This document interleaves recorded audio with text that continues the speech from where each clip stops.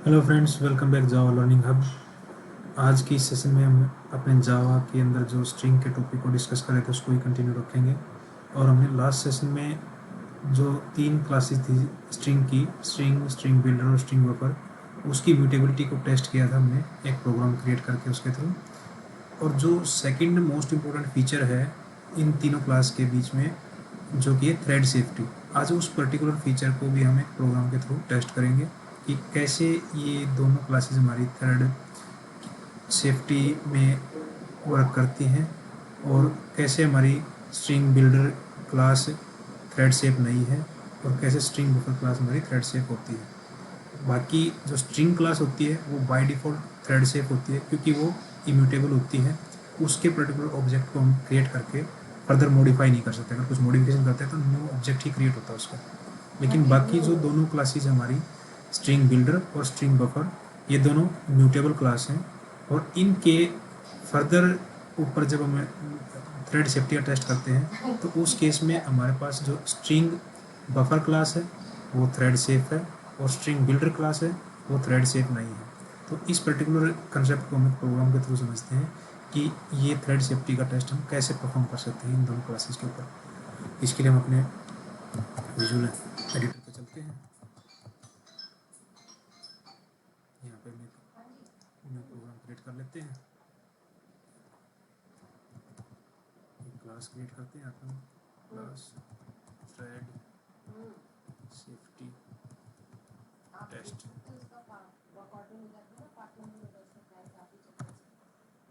यहाँ पे अपना मेन मेथड राइट कर लेते हैं।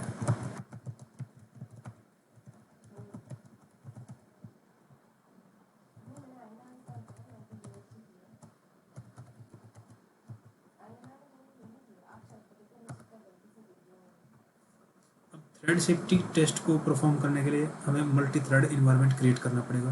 कुछ से चीज़ें आपको यहाँ पे फ़िलहाल ऐसी लगेंगी जो आपको पता नहीं कि वो ये हो क्या रहा है, कैसे थ्रेड क्रिएट होते हैं, कैसे थ्रेड स्टार्ट होता है, कैसे थ्रेड पे ज्वाइन फंक्शन का यूज़ होता है। यहाँ पे हम ओनली थ्रेड सेफ्टी का कंसेप्ट टेस्ट कर रहे हैं। बाकी थ्रेड वाला जो पार्ट है, जब हम मल्टी थ्रेडिंग के टॉपिक पे आएंगे आगे आने वाले सेशंस में, तब आपको कम्प्लीटली अंडरस्टैंड होगा कि थ्रेड एक्चुअल में जावा के अंदर कैसे काम करते हैं, क्या मल्टी थ्रेडिंग इन्वायरमेंट क्या होता है और मल्टी थ्रेड इन्वायरमेंट में हमारा प्रोग्राम कैसे वर्क करता है। तो वो सारे चीज़ों को हम जब मल्टी थ्रेडिंग वाले टॉपिक पे डिस्कस करें तब वहाँ पे समझेंगे। फिलहाल यहाँ पे हम अपने प्रोग्राम को बस एक टेस्ट करने के लिए इन दोनों क्लासेस का, तो उसको परफॉर्म करने के लिए हम यहाँ पे ये प्रोग्राम बना रहे हैं ताकि हम मल्टी थ्रेडिंग का कंसेप्ट यूज़ करके थ्रेड सेफ्टी की कंसेप्ट को हम यहाँ पे समझ पाए इन दोनों क्लासेस के ऊपर। तो इसमें हम क्या करेंगे, पहले हम स्ट्रिंग बिल्डर क्लास का एक स्ट्रिंग बफर क्लास का एक ऑब्जेक्ट बना लेते हैं, एस बी स्ट्रिंग बफर। इसमें हम वैल्यू साइन करवा देते हैं। यहाँ पे सपोज मैंने यहाँ पे अपना नाम साइन करवा दिया करविंदर।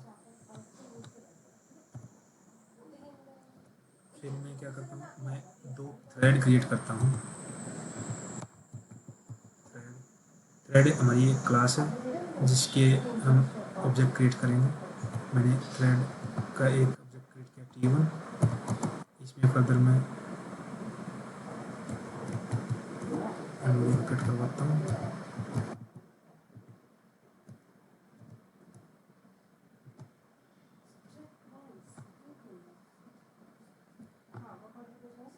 इसके अंदर मैं एक कंस्ट्रक्टर की हेल्प से जब एक अलग क्लास बनाऊंगा, वहाँ पे हम यहाँ पे एक क्लास का ऑब्जेक्ट पास करवा रहे हैं। फिलहाल यहाँ पे वो क्लास मैंने ले लेता हूँ यहाँ पे अपेंड टेक्स्ट।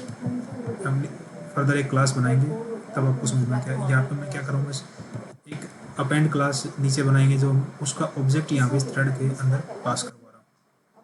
तो उसमें हमारे पास दो वेरिएबल होंगे उस पर्टिकुलर क्लास के अंदर। एक होगा हमारे पास, यहाँ पे हम पास करते हैं ये एस बी जो हमने स्ट्रिंग बफर का ऑब्जेक्ट बनाया है।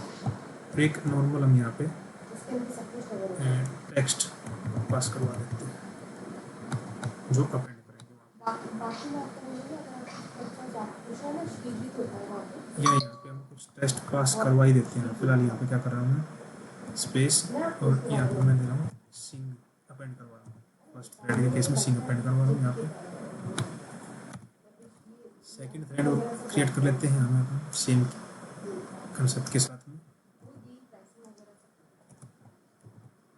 इसको मैं थ्रेड का नाम दे रहा हूँ T2। यहाँ पे भी हम स्ट्रिंग ऊपर के ऑब्जेक्ट के साथ में एक एडिशन यहाँ पे करवा रहे हैं, टेक्स्ट अपेंड यहाँ पे मैं करवा देता हूँ JHL जावा लर्निंग, जावा लर्निंग। एक्चुअली ये काफ़ी बड़ा हो जाएगा टेक्स्ट, हम इसको इतने JHL में रखते हैं शॉर्ट फॉर्म में, ताकि आपको हमें बस यूज़ देखना है कि ये थ्रेड मल्टी थ्रेड इन्वायरमेंट में ये दोनों क्लासेस के ऑब्जेक्ट कैसे वर्क करते हैं। ये हमने दोनों थ्रेड क्रिएट कर लिया। यहाँ पे हम यहाँ पे अपने थ्रेड को दोनों को स्टार्ट करवा लेते हैं। Start threads with the help of start method. Thread class के अंदर एक स्टार्ट मेथड होता है जो उस पर्टिकुलर थ्रेड को स्टार्ट करने का आता है। यहाँ पे हम क्या करेंगे, T1 डॉट स्टार्ट, पहला थ्रेड हमने स्टार्ट करवा दिया, T2 डॉट स्टार्ट। ये तो मैंने अपने थ्रेड स्टार्ट करवाया। और एक मेथड आता है हमारे पास यहाँ पे ज्वाइन। ज्वाइन का क्या मतलब होता है कि उस पर्टिकुलर थ्रेड को कब हमारा रिसोर्स मिला है। तो एक यहाँ पे T1 डॉट ज्वाइन एक मेथड होता है। इन सब मेथडों का, स्टार्ट का, ज्वाइन का, जब हम मल्टी थ्रेडिंग का कंसेप्ट डिस्कस करेंगे डिटेल में, तब वहाँ पे आप एक्चुअल में समझ पाओगे ये एक्चुअल में वर्क कैसे करता है, क्या होता है। उसके बाद इन दोनों जब ये अपना काम ख़त्म कर लेंगे तो जो फाइनल आउटपुट होगी हमारे पास है, ऐसे जो हमारा स्ट्रिंग बफर का ऑब्जेक्ट है उसकी फाइनल वैल्यू क्या होगी वो एक बार यहाँ प्रिंट करवा लेते हैं।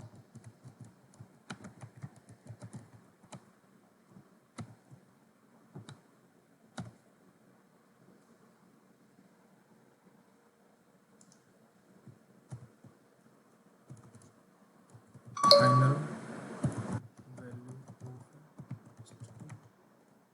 Buffer object after completing both threads task।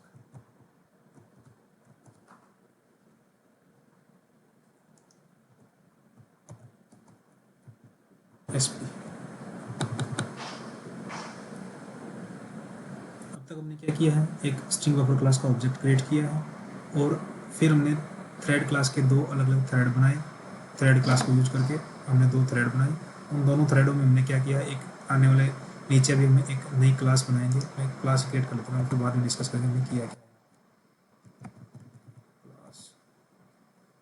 Class होगी हमारी अपेंड टेक्स्ट जो हमने यूज की है।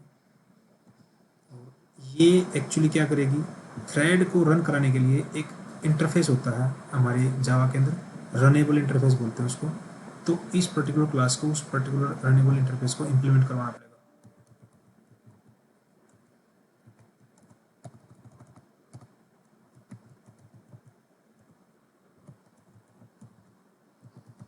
रनेबल इंटरफेस होता है, उसको इस क्लास को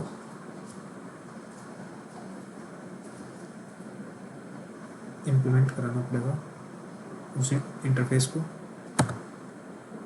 इस पर्टिकुलर इंटरफेस के अंदर पहले हम एक काम करते हैं, एक वेरिएबल बनाते हैं हमारा प्राइवेट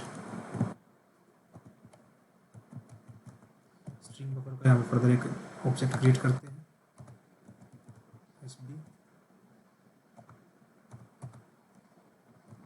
प्राइवेट, एक स्ट्रिंग टाइप ऑब्जेक्ट ले लेते हैं टेक्स्ट, और हम इस क्लास का एक कंस्ट्रक्टर क्रिएट कर लेते हैं इस क्लास के ऑब्जेक्ट को इनिशियलाइज करवाने के लिए। Creating a constructor to initialise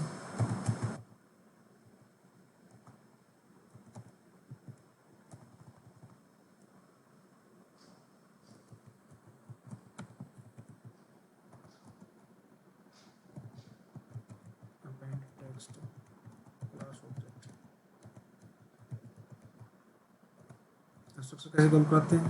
public same class name का यूज़ होता है कंस्ट्रक्टर में, कंस्ट्रक्टर का जो नेम होता है वही क्लास नेम का ही यूज़ करते हैं कंस्ट्रक्टर में। कंस्ट्रक्टर सेम क्लास नेम से ही बनता है। अपेंड टेक्स्ट, इसके अंदर हम दो वेरिएबल पास करवाएंगे। क्या वेरिएबल हमारा? स्ट्रिंग बफर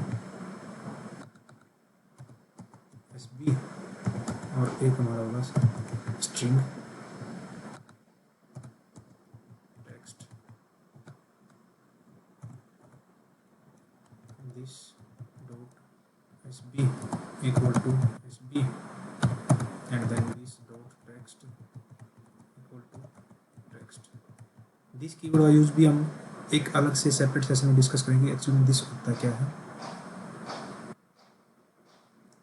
उसके बाद हम क्या करते हैं, एक हम जो रनेबल इंटरफेस इस पर्टिकुलर क्लास ने इम्प्लीमेंट किया है, उस इंटरफेस के अंदर एक रन मेथड होता है, उसको यहाँ पे ओवरराइड कराना जरूरी होता है।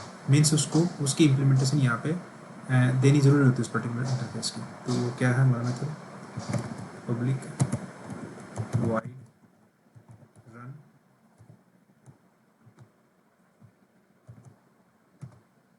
इसके अंदर हम क्या करेंगे, एक फॉर लूप के अंदर हम अपने जो थ्रेड है उसको यूज करके हम अपने टेक्स्ट को अपेंड करवाएंगे। इंट आई इक्वल टू 0, हम 5 बार चलाएंगे इस पर्टिकुलर ऑपरेशन को, ताकि हम थोड़ा इसका यूज देख पाएँ कि एक्चुअल में होता क्या होगा। आई प्लस प्लस, इसके अंदर हम क्या करवाएंगे, जो हमारा S B string buffer class का ऑब्जेक्ट है उस पर हम टेक्स्ट अपेंड करवाएंगे। और टेक्स्ट हमारा क्या है, जो टेक्स्ट हम पास करवाएंगे यहाँ से, साथ में एक अलग से स्पेस और अपेंड करवा लेते हैं आप।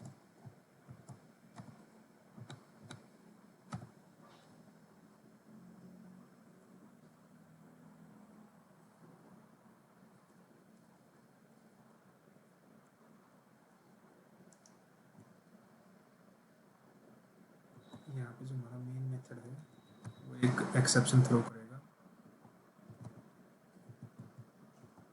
वो है इंटरप्टेड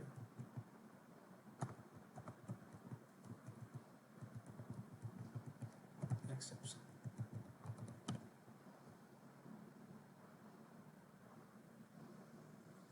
हम अपने प्रोग्राम को सेव करवा के देखते हैं।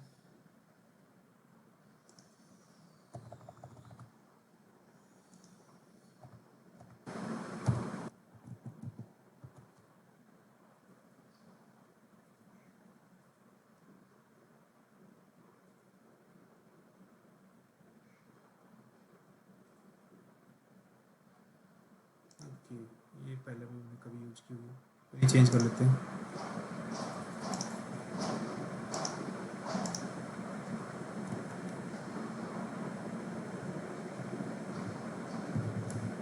बैंड एडिशनल कर देते इसको,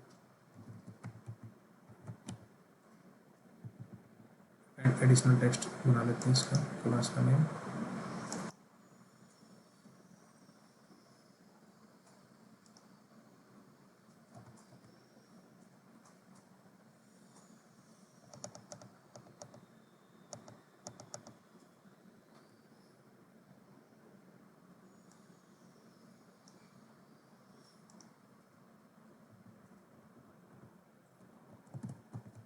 अपेंड मोर टेक्स्ट लिख देते हैं इसको, ये यहाँ पे यूज कर लेते हैं हम अपना।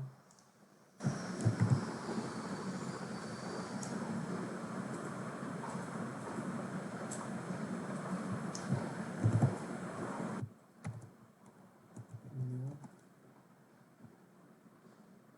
न्यू तो आएगा, यहाँ पे क्या पास हो रहा है इसके अंदर,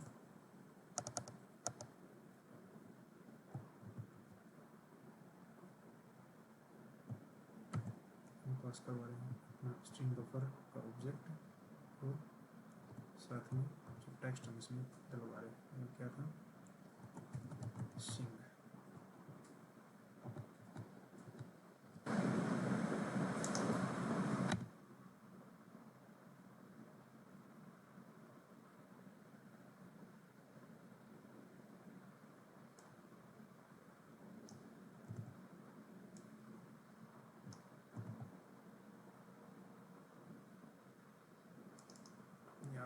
लेते हैं J L H, इसी का हम कंस्ट्रक्टर बना लेते हैं, कंस्ट्रक्टर बना लेते हैं इसे, ऊपर शेयर करके देखते हैं प्रोग्राम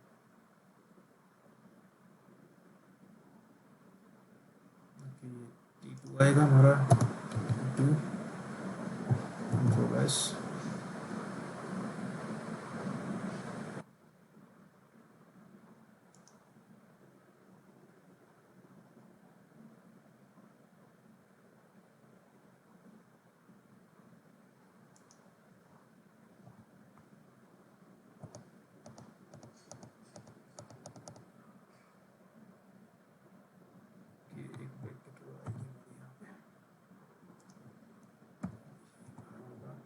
हमारा है यहाँ पे सिंग,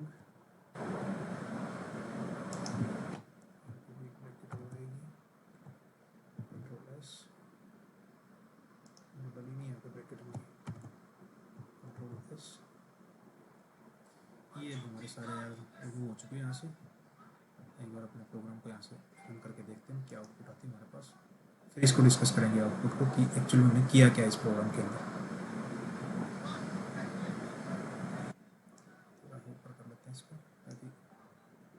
यहाँ पे आप देख पाओगे हमने क्या किया एक्चुअल में इस प्रोग्राम में।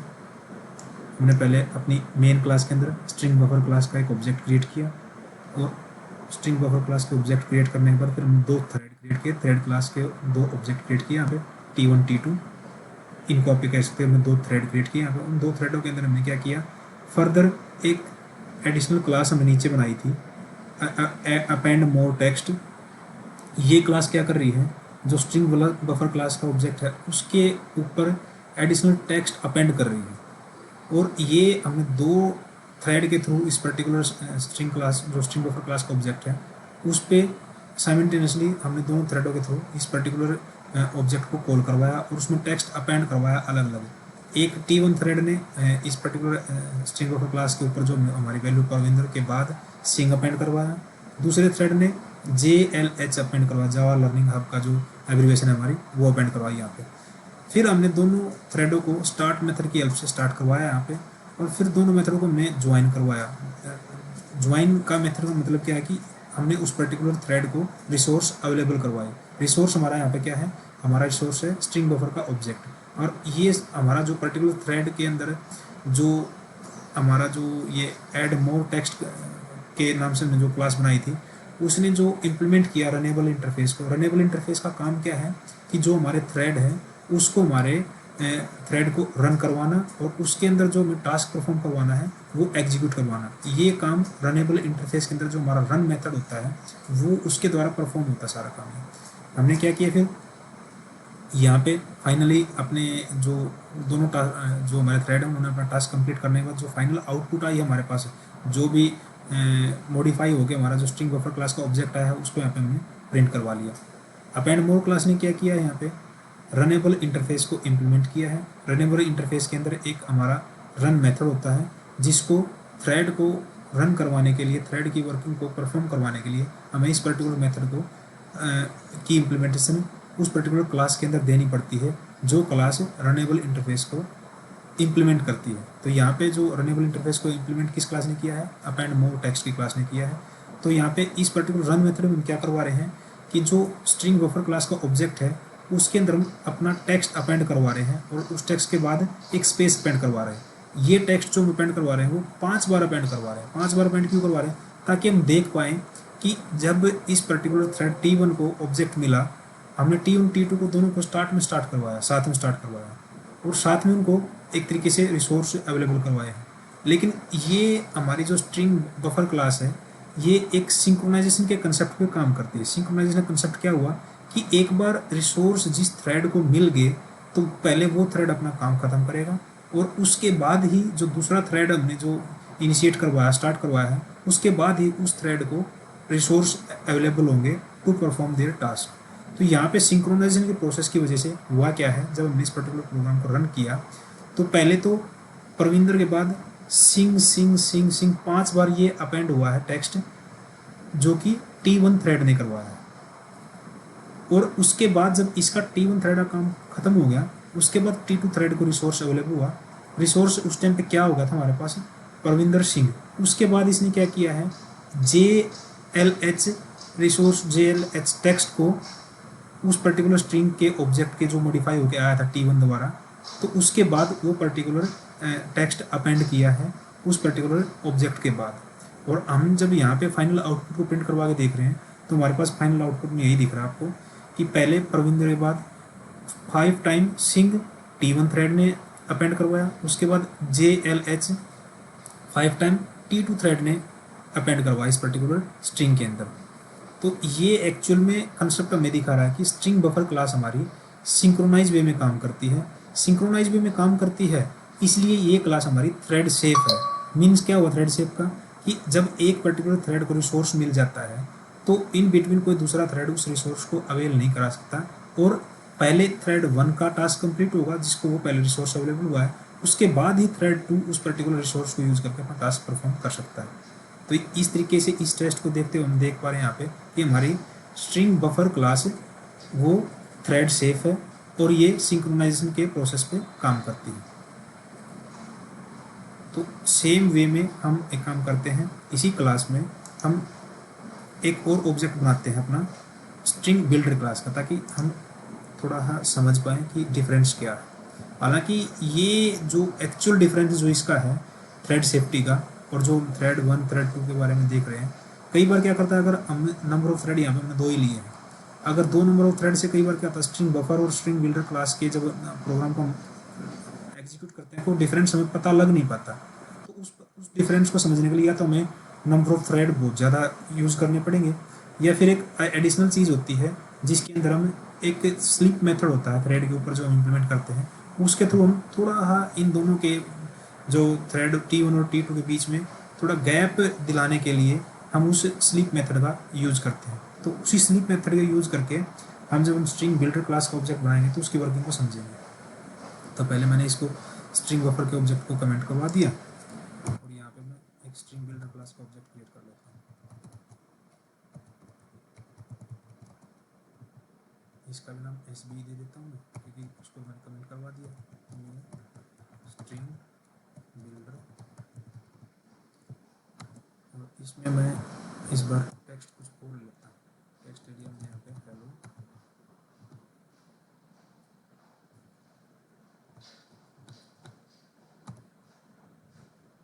और यहाँ पे मैं इस बार क्या करवा रहा हूँ,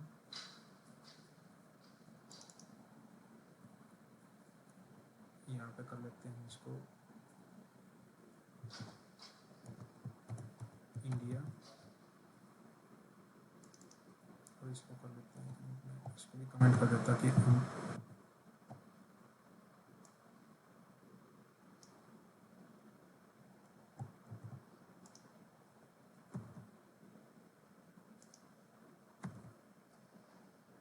अगर इसको अगर यूज़ करना चाहे तो हम यूज़ कर सकते हैं। यहाँ पर मैं टेक्स्ट कलर दे देता हूँ इंडिया, यहाँ पे टेक्स्ट डाल देता हूँ वर्ल्ड। बाकी सेम चीज़ें रहेंगी यहाँ पे। अब यहाँ पे भी हम क्या करेंगे, स्ट्रिंग बफर को कमेंट आउट करेंगे और स्ट्रिंग बिल्डर का ऑब्जेक्ट बना लेंगे।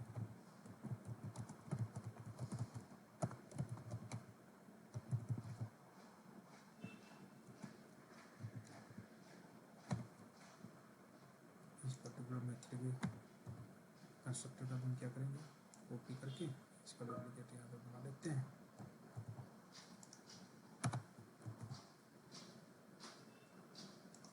इसका क्या रहेगा, string builder.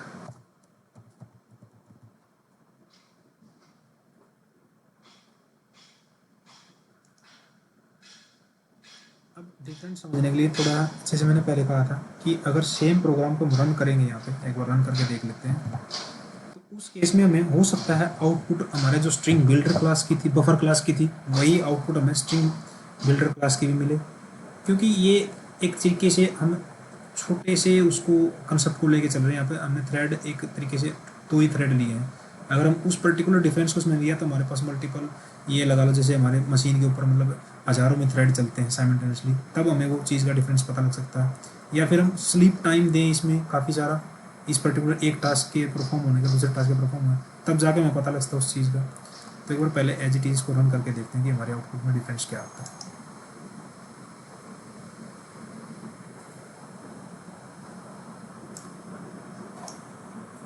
Hello India world, world India, world India, यहाँ पे भी डिफरेंस आपको पता लग गया, क्योंकि हमारे जैसे उसमें ऊपर वाले में देखा था हमने, प्रविंद्र ने तो पहले थ्रेड 1 ने कंप्लीट किया अपने टास्क को और फिर थ्रेड 2 ने कंप्लीट किया उस टास्क को। लेकिन यहाँ पे क्या हो रहा है, हेलो के बाद पहले इंडिया प्रिंट हुआ है, T1 थ्रेड ने अपना काम स्टार्ट किया, उसी के बाद तुरंत बाद T2 को रिसोर्स मिल गया, उसने वर्ल्ड प्रिंट कर दिया, फिर वापस T2 ने अपना रिसोर्स, मतलब उस टाइम के पास उसके पास रहा रिसोर्स, फिर इंडिया हुआ, फिर वर्ल्ड इंडिया, ऐसे एक्चुअली एक तरीके से देखा जाए हमारे पास जो आउटपुट में हमारे पास रिजल्ट की जो है वो कंसिस्टेंसी नहीं है। जैसे हमारे पास जो कंसिस्टेंसी स्ट्रिंग बफर क्लास के केस में थी, लेकिन यहाँ पे वो कंसिस्टेंसी नहीं है। तो इस चीज़ से हम इस पर्टिकुलर आउटपुट से हम ये समझ पा रहे हैं कि स्ट्रिंग बफर क्लास जो है वो तो हमारी एक तरीके से थ्रेड सेफ है, और जो स्ट्रिंग बिल्डर क्लास हमारी वो थ्रेड सेफ नहीं है, क्योंकि उससे हमारे जो टास्क परफॉर्म हो रहे हैं वो इनकन्सिस्टेंस वे में हो रहा है, कंसिस्टेंसी नहीं है हमारे पास जो पर्टिकुलर थ्रेड जो टास्क परफॉर्म कर रहे हैं उनमें, क्योंकि कभी उस रिसोर्स T1 ले रहा है, कभी रिसोर्स T2 ले रहा है, और इस वजह से हमारे पास जो एक्चुअल में जो आउटपुट आनी चाहिए हमारे पास जो कंसिस्टेंस वे में, वो हमारे पास आउटपुट यहाँ पे अवेलेबल हो नहीं रही है। तो इस पर्टिकुलर टेस्ट से हम ये देख पा रहे हैं कि हमारे दोनों क्लासों में डिफरेंस क्या है और कैसे हमने इस पर्टिकुलर थ्रेड सेफ्टी टेस्ट को यहाँ पे परफॉर्म किया अपने दोनों क्लासेस को।